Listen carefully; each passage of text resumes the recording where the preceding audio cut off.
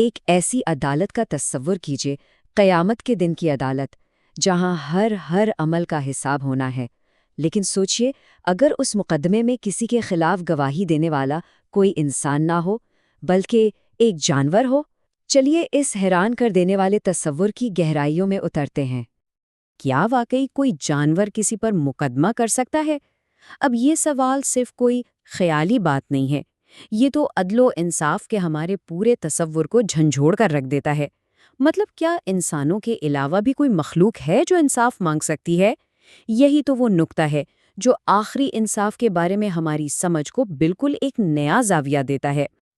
اور اس سوال کا جواب وہ اس حیران کن پیغمبری قول میں چھپا ہوا ہے کہ یہاں تک کہ بے سینگ والی بھیڑ بھی سینگ والی بھیڑ سے اپنا بدلہ لے گی۔ یہ صرف جانوروں کی بات نہیں ہو رہی، بالکل نہیں، بلکہ یہ اسلامی عقیدے کے ایک بہت ہی بنیادی اصول کو سامنے لاتا ہے۔ قیامت کے دن ہر ظلم کا حساب ہوگا، چاہے وہ ایک چھوٹا سا ظلم ہی کیوں نہ ہو، جیسے ایک سینگ والی بھیڑ کا بے سینگ بھیڑ کو ٹکر مارنا۔ تو چلیے پہلے حصے کی طرف بڑھتے ہیں، ہر مخلوق کے لیے انصاف، یعنی عالمگیر احتساب کا اصول۔ اور ہاں، یہ صرف کوئی کہاوت یا مثال نہیں ہے۔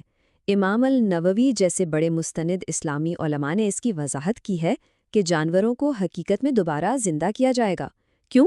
تاکہ ان کے درمیان بھی عدل قائم ہو سکے، اور اس عقیدے کی بنیاد وہ سیدھے قرآن سے ملتی ہے۔ جیسا کہ قرآن میں آتا ہے، اور جب جنگلی جانور اکٹھے کیے جائیں گے، تو یہ آیت جو ہے یہ اس تصور کو اور بھی پختہ کر دیتی ہے۔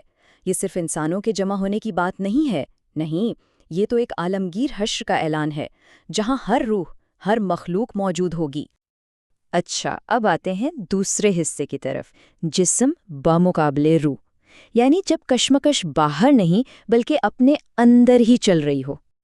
اب ذرا ایک اور عجیب مقدمے کا تصور کریں۔ اس بار کٹہرے میں کوئی اور نہیں بلکہ انسان کے اپنے ہی دو حصے کھڑے ہیں۔ روح الزام لگا رہی ہے کہ گناہ تیری وجہ سے ہوا، اور جسم پلٹ کر جواب دے رہا ہے، میں نے تو صرف تیرا حکم مانا تھا۔ تو پھر سوال یہ اٹھتا ہے کہ اصلی مجرم آخر ہے کون؟ اس پیچیدہ معاملے کو سلجھانے کے لیے ایک فرشتہ ایک مثال، ایک کہانی سناتا ہے۔ سوچئے گا، ایک شخص ہے جو دیکھ تو سکتا ہے پر چل نہیں سکتا، یہ ہے روح، اور دوسرا وہ چل سکتا ہے لیکن دیکھ نہیں سکتا، یہ ہے جسم، اور یہ دونوں ایک پھلوں سے بھرے باغ میں داخل ہوتے ہیں۔ اب ہوتا کیا ہے؟ دیکھنے والی روحوں کو پھل نظر آ جاتا ہے، وہ چلنے والے جسم کو اشارہ کرتی ہے، جسم کہتا ہے ایک کام کرو، میری پیٹھ پر سوار ہو جاؤ، روح سوار ہو جاتی ہے، جسم اسے پھل تک لے جاتا ہے، اور آخر کار دونوں مل کر وہ کام کر گزرتے ہیں۔ تو اب سوال وہی ہے، قصور کس کا ہے؟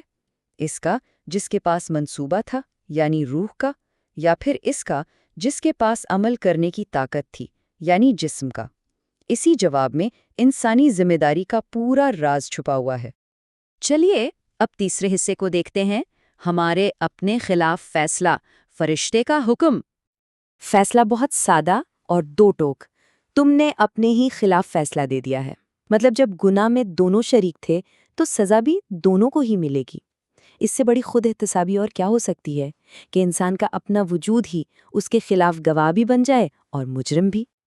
اور اب آتے ہیں چوتھے حصے پر، آخری الہی فیصلہ، وہ مقام جہاں تمام گواہیاں آ کر ختم ہو جاتی ہیں۔ سوچئے، جب تمام گواہ بول چکے ہوں گے، جب سارے دلائل سن لیے گئے ہوں گے، تب جو آخری فیصلہ ہوگا وہ صرف اور صرف اللہ کا ہوگا۔ قرآن ہمیں یاد دلاتا ہے کہ انسان کے لیے بس وہی ہے جس کی اس نے کوشش کی، اور یہ کہ آخری منزل، آخری ٹھکانہ صرف اور صرف اسی کی ذات ہے۔ اور اب پانچواں اور آخری حصہ، گواہوں کی کائنات۔ چلیے اس پورے مقدمے پر ایک آخری نظر ڈالتے ہیں۔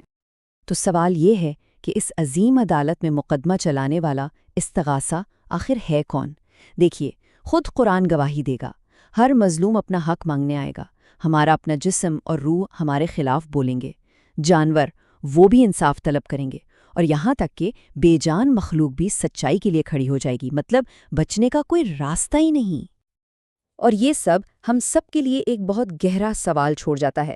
اگر ہمارے ارد گرد کی ہر چیز، ہمارے اعمال، ہمارے الفاظ اور اس دنیا پر ہمارا اثر، سب کچھ گواہی دینے کے لیے کھڑا ہو سکتا ہے، تو پھر ہماری زندگی کی کہانی کیا ہوگی؟ یہ وہ سوال ہے جس پر ہم سب کو ضرور سوچنا چاہیے۔